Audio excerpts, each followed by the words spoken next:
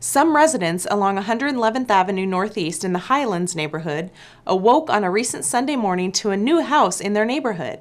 A giant log cabin getting moved from the lakefront, I guess. It's so cool. It's all on wheels and whatnot. Yeah, see? What is it? A truck. It's a truck? And what's on the truck? A big log cabin. And we're just excited to have a piece of Kirkland move down into our neighborhood. Yeah, it's going to be great to have it here. No, it's pretty crazy. I thought it was going to be a lot smaller, and then I woke up this morning and there was just this massive house on my street. The 30-foot by 30-foot log cabin that once sat at the 1800 block of Market Street was moved in the middle of the night to the property owned by Lisa and Richard Altig. It was a lot of fun, though, seeing the Kirkland, everybody out in lawn chairs and saying they're all excited. They all started clapping when the house started coming off. So when it actually pulled out into Market Street, there was probably a couple dozen people in their lawn chairs, and everybody started cheering, yay! Just to make that corner was like, wow. When asked why they wanted the cabin, the Altigs had this to say.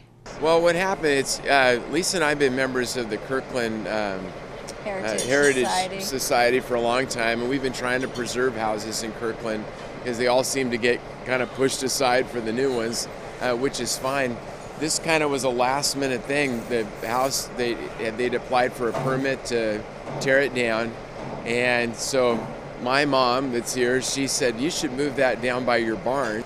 And somebody else told us we should, so we inquired, and the city was super cooperative and very helpful, from the police, fire, and especially the planning department. Everybody, building department, everybody just really was cooperative to make it happen. And they were excited to preserve it. I mean, they were excited that it was going to get preserved. Right. So they were accommodating, and so it really wasn't Lisa and I. It was really a whole team approach from the city, and we're still not sure what it's going to be. It took precision, patience, and perseverance to lift the cabin off its foundation, secure it on a hydraulic-operated truck, then slowly drive it through town.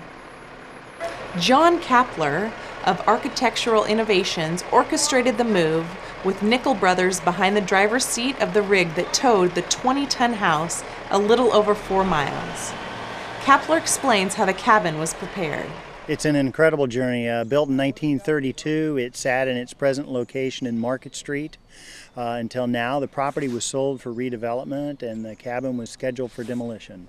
So we found a way to save the cabin and preserve a piece of Kirkland, and we figured out a way to get it here, and here it is. They began the deconstruction about 2 weeks ago to take off the elements that were going to hit vertical members, because we only have a certain width to go through. That took about 2 weeks to take the pieces off and get them all ready and stack here on property.